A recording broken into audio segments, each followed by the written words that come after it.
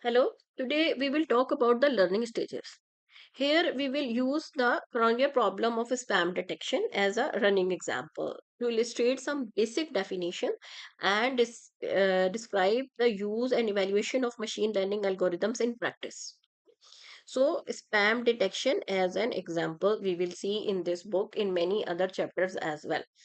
So, spam detection is a problem of learning automatically classify email messages. In the previous video, if you remember, we talk about different tasks in which, first of all, we were talking about the classification and then regression and the other as well.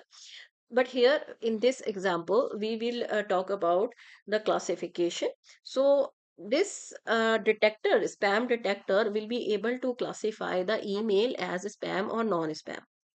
But before that, there is a list of some definitions and terminologies commonly we use in machine learning.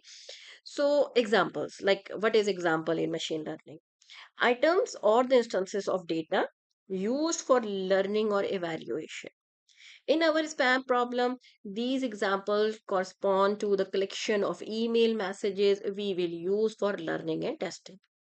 So, what are the examples here? The collection of email messages. Okay, so we will use them in order to find the sample or train the model. Features.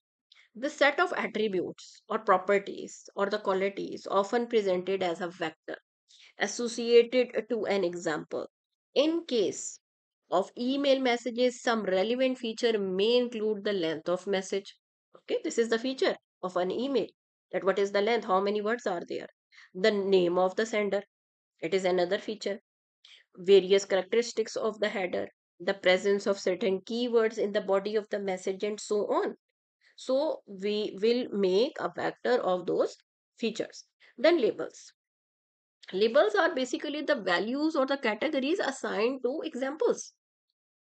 Like your examples were, let's suppose here in this example, the emails. Emails were the examples, okay, for the learning class of an algorithm. So, what can be the labels over here? Maybe an email can be the spam or not spam. So, in classification problem, examples are assigned specific categories.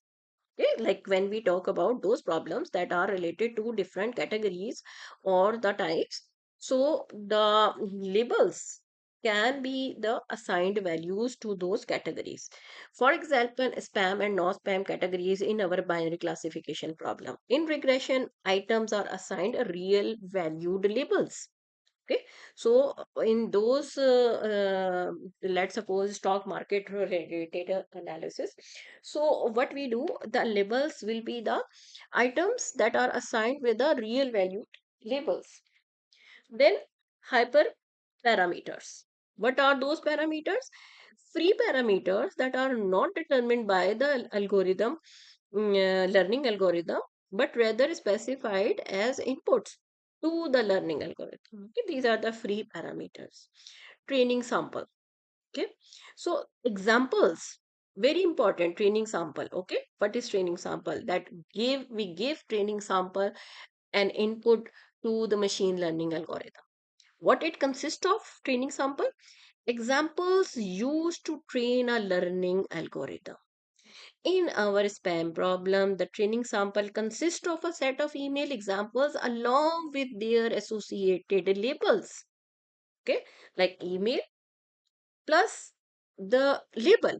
And we know that yes, this is the spam email, and maybe the next one is not a spam email. So maybe we will give 10, 20, 30 emails with the labels, with telling this thing that yes, this is the spam email, this is the not spam email. The training sample varies for different learning scenarios. Okay, it depends. We will see the size of the training sample. Validation sample. Examples used to tune the parameters of a learning algorithm when working with the label data. The validation sample is used to select appropriate values for the learning algorithms, free parameters like hyperparameter. Above we talk about the hyperparameters that are the free parameters. So validation sample will use is used to select appropriate values for the learning algorithm's free parameters. Then test sample. You can see training sample is what we were giving to the algorithm along with examples and their labels. And test sample is basically the examples used to evaluate the performance of an algorithm. So in this test sample, we have just the examples, not the labels. But in training sample, we have both. The test sample is separate from the training and validation data and is not made available in the learning stage. In the spam problem, the test sample consists of the collection of email examples for which the learning algorithm must predict labels based on the features.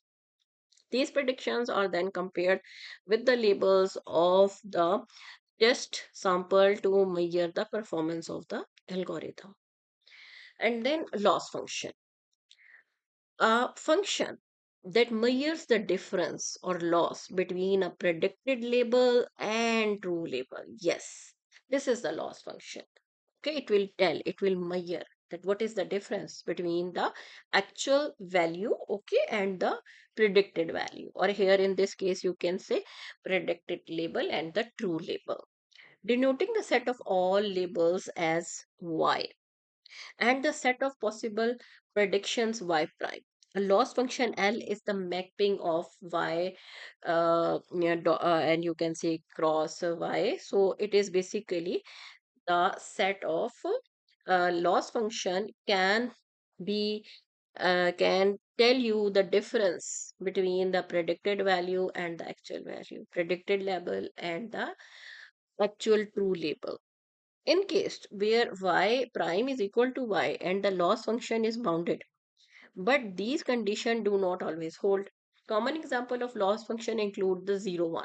Yes, usually na, we say okay, if it is y is equal to y prime, then maybe we say 0, otherwise 1.